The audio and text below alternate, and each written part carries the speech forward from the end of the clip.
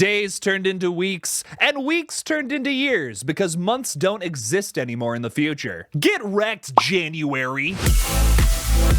All my boys hate January. This is the worst bit I've ever done at the beginning of a video, man. The trailer for 28 Years Later just came out, and I'm sure a lot of you have a ton of questions. Like, is this the last film in the franchise? What is the Bone Temple? Is that Cillian Murphy? All of these questions might get answered in today's video. Let's get into it.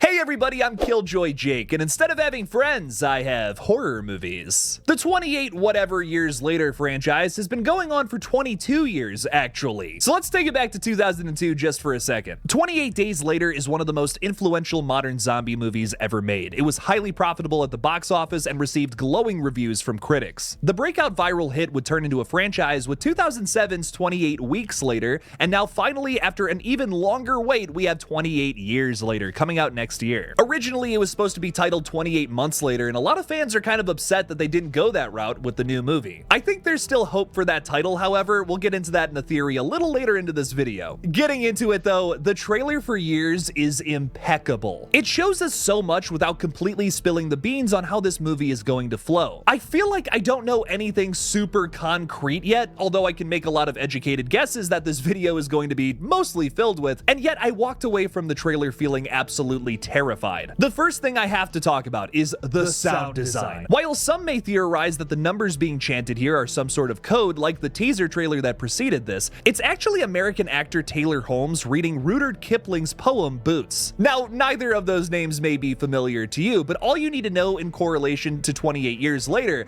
is that this poem has a very ominous and hellacious meaning. Boots is about British soldiers marching in South Africa during the Second Boer War. It tells the story of soldiers losing their minds, comparing the situation to a fate worse than hell. This is such an excellent way to re-establish the apocalyptic and dreadful tone of this franchise. In most zombie or undead properties, the story usually starts when civilization is still intact, but 28 Days Later sees our main character waking up long after the initial infection. It purposefully skips over a lot of important information to just throw you in the thick of it with no warning, just like our main character Jim here. This new trailer does an excellent job of that too. I love how it gives a new meaning to that repeated line of "there is no discharge from the war," as in you can't escape these worldwide terrors. Usually when I make videos like this where a big component of it is breaking down a brand new trailer for an upcoming horror movie, I'm usually talking about how, oh, well, this got spoiled, this and that, whatever. This is easily my favorite trailer I have covered on this page in 5 years of doing this. I'm just gonna be real, this trailer scared me more than some of the movies that came out in 2024. Wow, I am blown away. Finally breaking it down a bit, before we get into that poem, it starts off with some goofy ass music and Teletubbies. Definitely not what I was expecting to start this one off.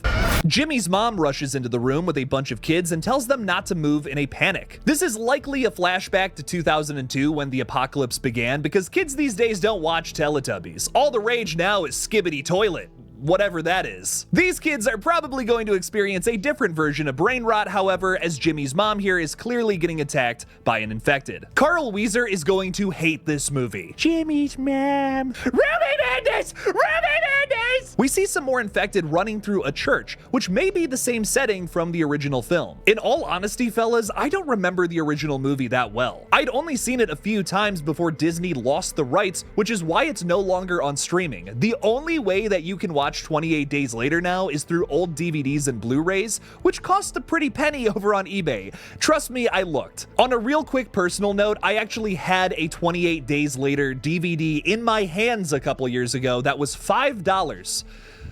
$5 at a secondhand store. I didn't buy it because I was short on cash at the time, and right now, making this video, I regret that wholeheartedly. The good news, however, is that Sony had to acquire the rights to the original film to make these new movies, so they'll likely put it on streaming sometime next year, which has already been announced, and maybe we even get a 4K release. Fingers crossed, baby! Back to the trailer, we're introduced to an island community that has survived the outbreak from the previous two films. It looks a lot like a certain AMC show with man-made walls, watchtowers, towers and community roles to fill. Now, before you start pointing the finger and saying things like, oh, didn't The Walking Dead do that first? We have a bone to pick with that Robert Kirkman comic. 28 Days Later released in theaters on November 1st of 2002. Less than a year later, in October of 2003, the first Walking Dead comic was published. Now, that's all fine and dandy. It's not like 28 Days Later came up with the concept of zombies or something. That title goes to Romero, but both of these properties start off exactly the same. Both stories basically begin with a guy waking up from a coma in a hospital in the midst of an apocalypse. Jim here was in a bike accident where Rick was shot because he's a cop, but it's basically the same scene. Now the original film series is kind of taking a jab at the TV series by borrowing one of their ideas. I mean, maybe. The Walking Dead didn't necessarily come up with the idea of post-apocalyptic cities built by survivors, but this looks a lot like Hilltop, but like on an island. During these sequences at not Hilltop, we get a shot of a building that reads, "Behold, he is coming with the clouds." Isn't cloud come just rain? Scrawled on the wall next to it reads the name Jimmy. This could be a reference to a lot of different things in this series, surprisingly enough, like Cillian Murphy's character who is named Jim. We even get a shot of an upside down bicycle a little later on after we see this. It could also be a reference to Erin Kellyman's character playing somebody named Jimmy Inc. I think we see her briefly in the trailers, specifically the girl Alfie Williams is waving to here. I'm thinking maybe these characters have some sort of relationship. Maybe they're not like dating, but they're just friends. I don't know. We'll have to see. This could also be a reference to Jimmy from the opening scene. Remember his mom got eaten by the infected and Carl Wheezer was all upset? That definitely happens in the film. That is a plot point. This is a Jimmy Neutron movie, secretly. Aaron Taylor Johnson appears to be Alfie Williams' father, going out into the wild, possibly to scavenge resources for their community with bows and arrows. This is one of the scariest things about the trailer to me. It's during the daytime, potentially the morning, and we see zombies running at these characters.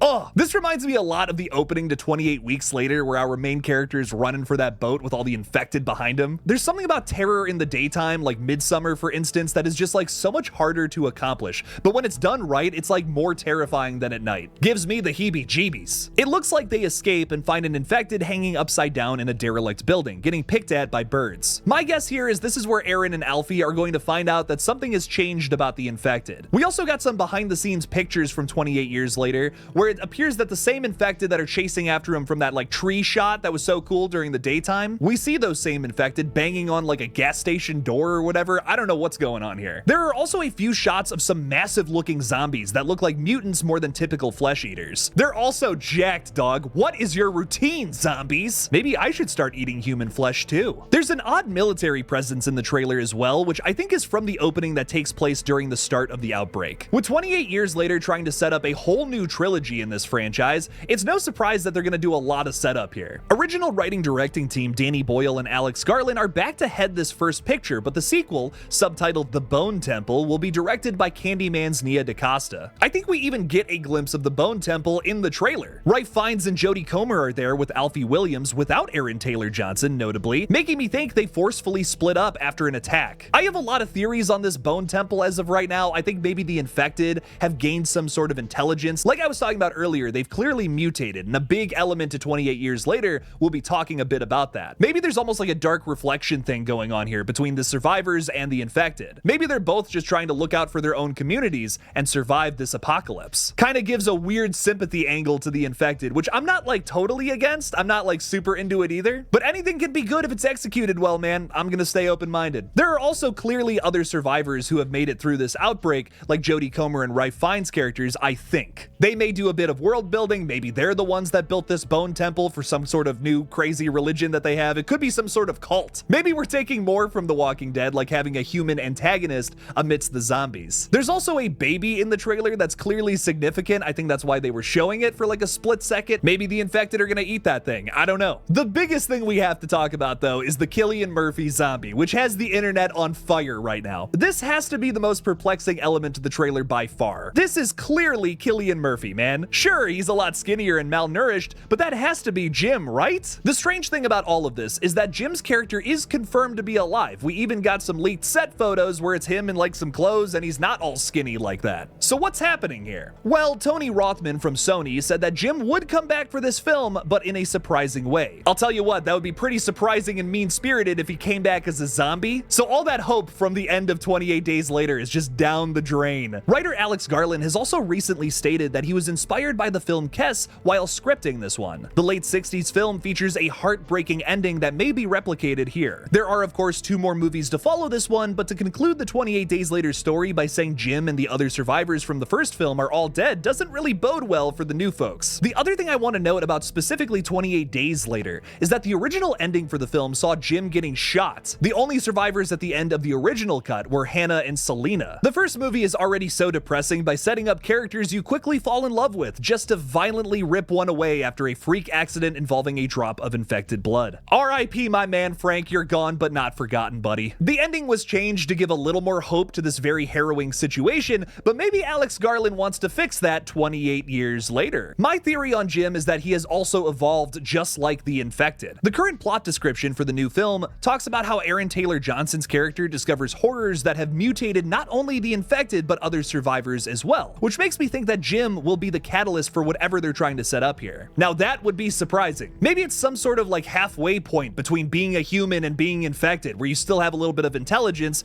hence why the Bone Temple was created. Again, I don't know. I'm totally spitballing here. This is just my theory as of right now. The reason I'm really sticking to this theory though is it wouldn't be totally out of left field for this movie to play around with the idea of the infected evolving. The reason the infected came back in the sequel 28 weeks later was because the infected evolved. The beginning of that movie starts off by explaining to you that all of the infected just like died because they didn't have any more people to eat, but like the mom character is still a host for the infection. They find her out in the wild, the kiss of death happens, and well, zombies. I think they're gonna do something like that here in 28 years, just not the same thing, obviously. Another really interesting fact about this movie is that it was entirely shot on iPhone. Kind of. Look at this gigantic rig they used for this film. There's a tiny ass iPhone in there somewhere, man. Still, it's an interesting tidbit. One last theory I want to throw out about this film is that there is a third film that has already been announced for this planned trilogy. While the first 2 films already have their titles, the third one mysteriously has not been announced yet. I believe this film could be called 28 Months Later. Just like the Fear Street trilogy that dropped back to back on Netflix in 2021, I think the 28 Years trilogy could take place in different periods of time in this universe. The first and second film tell the story of humanity on the brink of extinction, while the third film goes back to tell us something about the universe that hadn't been unveiled yet. Something that maybe happens in the timeline between 28 weeks and the first 28 years. Most of this movie could be that prequel I'm talking about, but during the third act, maybe it cuts all the way to the future after the events of the first 2 28 Years movie concluding the story, with like some new piece of information we didn't have prior. That's very similar to how 1666 is set up in the Fear Street trilogy we just got in 2021. Now, this theory is a total shot in the dark. I have absolutely nothing to base that on besides just other trilogies that have been planned and put out. So all this is a bit of fun for now. I think it would be kind of cool to revisit that title, but it is absolutely not necessary in any way. Overall though, I am so unbelievably excited for 28 Years Later. This trailer blew my socks off. I was already excited for this film, but I think it just shot up to most anticipated of next year. And you guys know I'm a slasher guy, but man, I'll tell you what, 28 Years Later I think is my #1 at the moment. I cannot wait to see this movie on June 20th of next year. Are you guys excited for this film as well? Let me know in the comments below. Thank you all for subscribing to this page and the new channel, KillJoy Jake Retro. And as always, don't forget to kill it out there, y'all.